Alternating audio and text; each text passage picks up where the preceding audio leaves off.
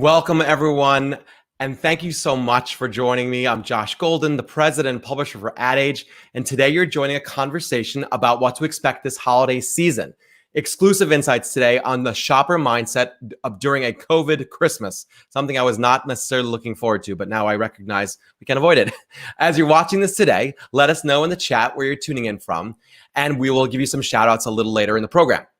For this year, e-commerce will go from a holiday convenience to a holiday necessity, with approximately 70% of consumers planning to do more of their holiday shopping online than ever before. And we're going to talk about that research in a moment.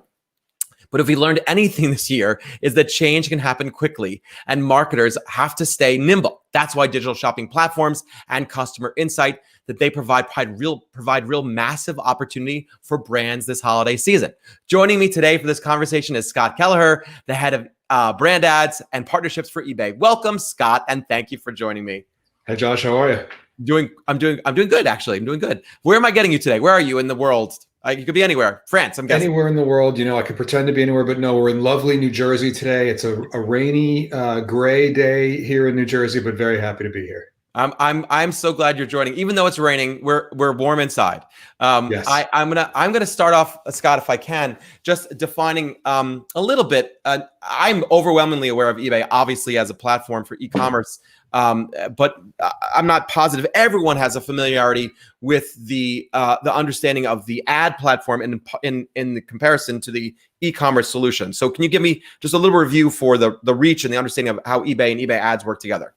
Yeah, so it's really important to set that up, because the reality is our ad platform and our e-commerce platform are all one and the same. And I think a lot of people frequently underestimate the actual scale that we represent. So we're 180 million, unique visitors every month globally.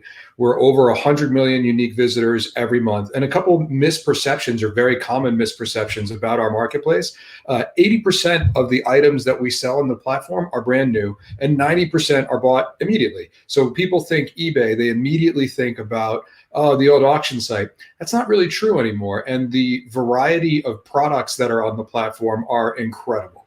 You come to us for those unique things that you really want to see to make yourself sing. And by the way, the same thing is true about our sellers. So the selling community on eBay is as diverse as the people who are buying.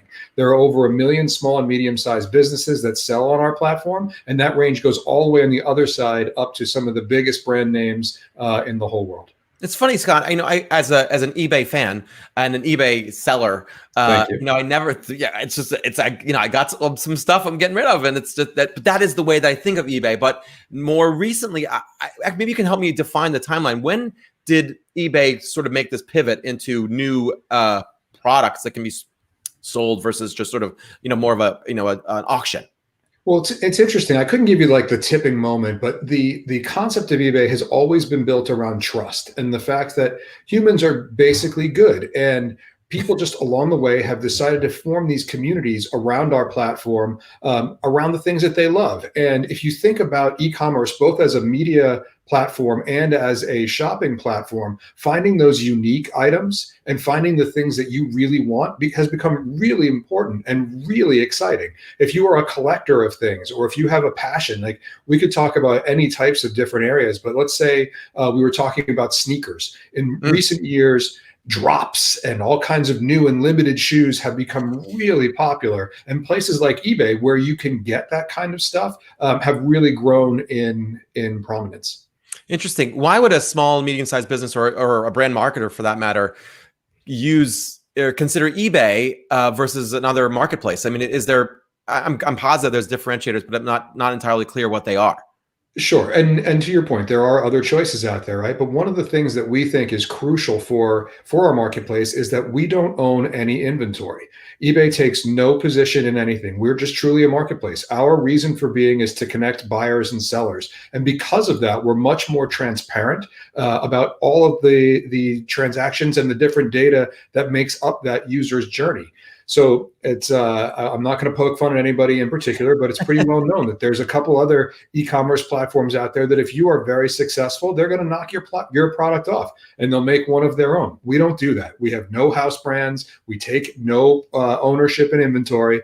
And from a marketing perspective, the reason that that is important is it enables us to share much more about consumers' journeys. We can share with you how many items were considered in the purchase journey, how long was the purchase journey, how many brands, what different brands. So, as a marketer, you may think, I know my consumer, I know how they buy, but we provide a really interesting view into the actual journey itself, and we're more than happy to share that. So I sell, I don't know, wedding things, and I want to know what popular, I don't know, if anything's going on in weddings. You share that data back with the businesses so they have that insight?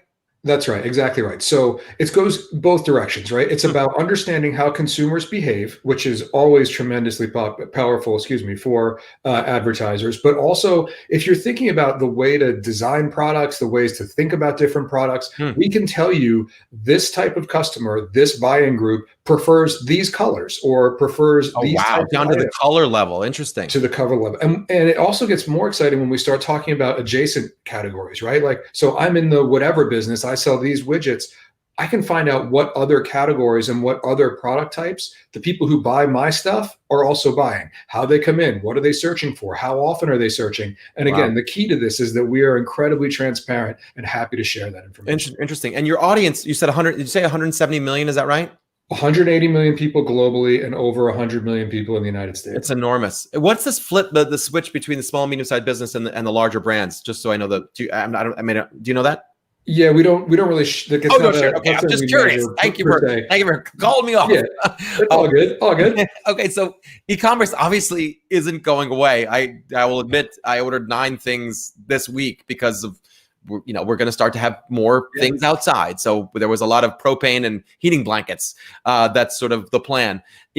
I'm curious, looking forward into the holiday season, getting to your research, what's the shift going to feel like? I mean, obviously I would use e-commerce as a sort of a added pieces in, but now it feels like it's the only way to get anything shopping wise done. Can you talk a little about that? Yeah. So we've done a bunch of research recently, obviously, to see how consumers' behaviors have changed. And what we've seen is a couple things that I think are really interesting. The first, and this is going to surprise no one, 70% of consumers say that they're going to be spending more money online this year than they did in the past. Okay, no one's surprised by that. The thing that is surprising is look at that. We have the research right there. There it is. Absolutely. So, and if anybody's interested in seeing this, you can please come visit us at ebayads.com. All of this research is up. So please feel free. But we've seen that number growing up. So not only 70+% of people said that they were going to spend more online. But as we fielded the second wave of the study, we discovered that number has been going up. And they all believe that buying pattern and that share of where they're going to spend their wallet is going to stay online. Interesting. And it's 72%. What was that? What did it shift from last year into this year? So we don't have the from number. We started this when COVID locked in, but I'll throw a couple more fun ones for you. Okay. So when we talk about how holiday is changing this year, the biggest thing I've noticed is people are shopping earlier. We've heard all about the troubles with the shipping companies and making sure that they can get the products to people when they want them. What we've found is already over 25% of our customers, and this is way up year over year, have started shopping. And they're looking for gifts and they're looking for it now. And this is, from a marketing perspective, this is something you really need to lean into. And the second thing we saw was that people are saying they're actually planning to continue to spend more this year after the holidays, like in the post-holiday sales, to get it to take advantage of that for themselves. So from a marketer, the whole holiday spend window has expanded. It's starting earlier and it's going to run later. And you really need to make sure you stay in the mix for that. Awesome. Let me just quickly welcome everyone, the folks that are arriving late to the conversation. I'm Josh Golden, the president and publisher for Ad Age. And today I have with me Scott Kelleher, the head of brand ads and partnerships for eBay. And today, Scott, we have watching with us, I'm just going to read a few names here that are folks: Keith from New York, Jeffrey from Ohio, Abdiel from Illinois, Jocko from Holland, Kevin from Colorado, Caroline from Miami, and Praytech from India. Thank you all from watching, guys, or from wherever you are watching. I appreciate you tuning in. Okay, Scott, we're gonna go back to the questions. I think it's really interesting to think about, just knowing the changes that have happened from the Google algorithm, getting into the sort of the intricacies of the death of the cookie. Knowing how much that's changing, how much brand marketers are having to do with first-party data, how is it influencing e-commerce, and what should brand marketers do about that? Sorry to do for the double barrel, but I can't help myself. It's good. The change of the death of the cookie, and then also how it's impacting brand marketers from an e-commerce perspective. Yeah, so the death of the cookie is going to continue to be really important. Any companies and for marketers and consumers alike, if you don't have a direct relationship with your customers, you're going to be left out in the cold. And from our perspective, we think this is really important. The biggest piece is all intenders are not created equal. So, the definition of purchase intent varies wildly. You could have an intender who's visiting, a site about technology just because they're fans of tech as overall, or someone who's doing a search out online for how to do something better with a product they already own. When you get into e-commerce land, we're there for one reason. People come visit us to shop. So when the cookie goes away, the opportunity to understand the different types of behaviors and the way that the pieces move also goes away with it. In a platform like an e-commerce platform, we know who you are. You're going to sign in. So we don't need the cookie for a marketer to understand how shopping behavior has been evolving, whether it's been staying the same, and what new trends are starting to come into the mix. It's so funny to think about, the cookie being such a critical piece, but within people who are logged in, obviously you have a better access to those individuals more than, frankly, anyone else. Realistically, e-commerce, and then a dynamic offering is basically what any e-commerce site should realistically, at best in class, offer. Like, here's things based on your shopping interests in the past, what you might like. Also, obviously, based on the data that you have, what other things might be relevant for the individuals that are sort of looking at that. I find those suggestions very powerful. Well, it's also about the value exchange between a consumer and the brand, right? If you think about places where consumers are unwilling to log in, or why would they log in? Why would I want to do this? When you get to an e-commerce site, there's a level of trust involved. And again, we talked before about how eBay was built on the concept of trust, and that all people are generally good. This next level of trust is, consumers are willing to entrust us with their credit card information. They're willing to entrust us with where they live, so we can make sure that things are set up appropriately. And the other thing to think about is, as the cookie dies, the ability to target users and do it quickly also becomes much more challenging. And we've recently launched a platform we call EAT. It stands for eBay Advanced Audience Technology. It's a completely cookieless server-to-server system that enables marketing partners, to get in and target really narrow, really well-defined, or really broad segments, whatever they prefer, in a real-time manner. So if you've come in and you want to shop for a specific type of item, we can get you into a group of people who are interested in that immediately, and also, just as importantly, take you out right when you make your purchase. So it's really starting to speed up the way that marketers have to think about planning media and where they're going to buy it.